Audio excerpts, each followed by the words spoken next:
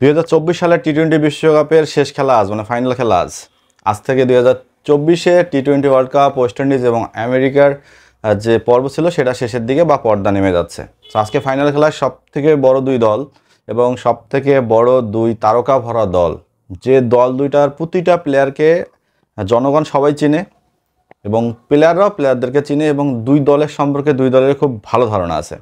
সবথেকে বড় কথা, সাউথ আফ্রিকা এই বিশ্বকাপে তাদের প্রথমবারের মতো টি-20 বিশ্বকাপে ফাইনাল খেলতেছে।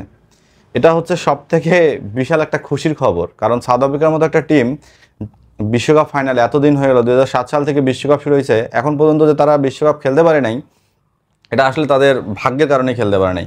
কারণ সাউথ আফ্রিকার মতো টিমে এবি ডিভিলিয়ার্সের মতো অনেক বড় বড় তারকা ছিল যারা বিশ্বকাপে মানে ফাইনালে যাওয়া অবস্থাও ফাইনালে যাইতে পারে নাই। যাই হোক, এসব কথা বলবো না, কথা হচ্ছে আজকে ফাইনাল ম্যাচ, খুবই ভাইটাল একটা ম্যাচ। আর এই ম্যাচে যদি দুই টিমকে কম্পেয়ার করতে যাই, তার আগে বলতে চাই আইসিসি ইভেন্ট মানে ইন্ডিয়া যে আইসিসি থেকে বেশি সুবিধা পায়, এই কথাটা এতদিন ধরে শুধু বাংলাদেশ আর হালকা করে পাকিস্তান বলে আসতেছিল, কিন্তু এইবার ওয়ার্ল্ড কাপে 2024 ওয়ার্ল্ড কাপে ইন্ডিয়ার এই কথাটা তাদেরই সাবেক অধিনায়ক, বিশ্বকাপ জয়ী অধিনায়ক সুনীল গাভাস্কার পর্যন্ত বলছে যে ইন্ডিয়া একটু বেশি সুবিধা পায়। এখন তার কথা হচ্ছে, ইন্ডিয়া এত সুবিধা পেয়েও যদি বিশ্বকাপ জিততে না পারে, এটার থেকে বড় কষ্ট আর কিছু থাকবে না। কারণ পরপর 2023 নিজের মাটিতে ইন্ডিয়া বিশ্বকাপ হারছে, 2024 এবারও ফাইনালেতে গিয়ে যদি ইন্ডিয়া বিশ্বকাপ হারে, তাহলে এর থেকে লজ্জাজনক ব্যাপার আর কিছু না। কারণ আইসিসি সবসময় ইন্ডিয়াকে সুবিধা দিয়ে থাকে, এটা জোর গলায় বলতে পারি এবং সব পরিস্থিতি মিলাই কিন্তু দেখা যায় এবং বোঝা যায়। যাই হোক, সেটা বলবো না, দুই টিমের কথায় আসি। ইন্ডিয়ার সবথেকে বড় মানে দুর্বলতার জায়গা হচ্ছে বিরাট কোহলি।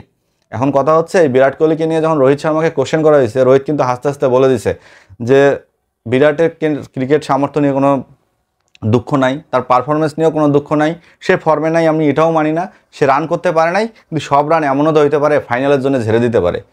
এতদিন শুনে আসছেন বিরাট এবং রোহিত, এদের মধ্যে একদম দাগ উড়াল সম্পর্ক।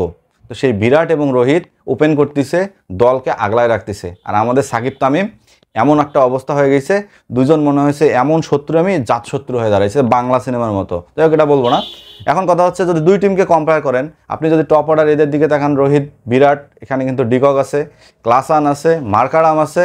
এপাশে যদি আপনি দেখেন, সূর্যকুমার যাদব আছে, পান্ডিয়া আছে, দুবে আছে, পান্ট আছে। ভাই, দুই টিমের ব্যাটাররাই কিন্তু চরম ফর্মে আছে এবং অনেক বিশাল ফর্মে আছে। আপনি যদি বলার, সবথেকে মেইন ফ্যাক্ট এই ওয়ার্ল্ড কাপে এবং এই ওয়ার্ল্ড কাপ ফাইনালে যেটা মেইন ফ্যাক্ট হয়ে দাঁড়াবে, সেটা হচ্ছে বোলার।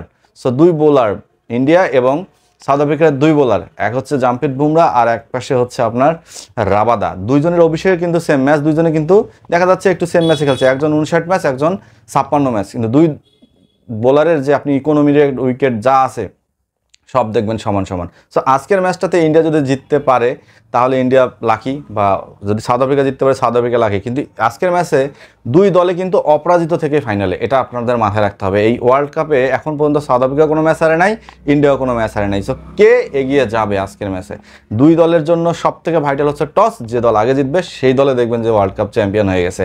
বিশ্বাস না হলে খেলা শেষে আমার কথাটা মিলাই নিয়েন, যে রানার থেকে আমিও বলছি যে যারাই আগে ব্যাটিং করবে পরের দলই কিন্তু সুবিধা পাবে। কারণ ওয়েস্ট ইন্ডিজ যে মাঠটাতে খেলা, এই মাঠে অ্যাভারেজ উইন হচ্ছে আগে ব্যাট করা দল, এবং পরে যারা ব্যাট করে তাদের এভারেজ অতটা ভালো না, হারার সম্ভাবনাই থাকে 80%, বা যদি অনেক বেশি কিছু হয় তাহলে এই মাঠে তারা জিততে পারে। মানে ফাইনালের ইন্ডিয়া চ্যাম্পিয়ন না সাউথ আফ্রিকা চ্যাম্পিয়ন, আপনি কাকে সাপোর্ট করছেন অবশ্যই কমেন্ট বক্সে জানাবেন, সাবস্ক্রাইব করবেন, শেয়ার করবেন।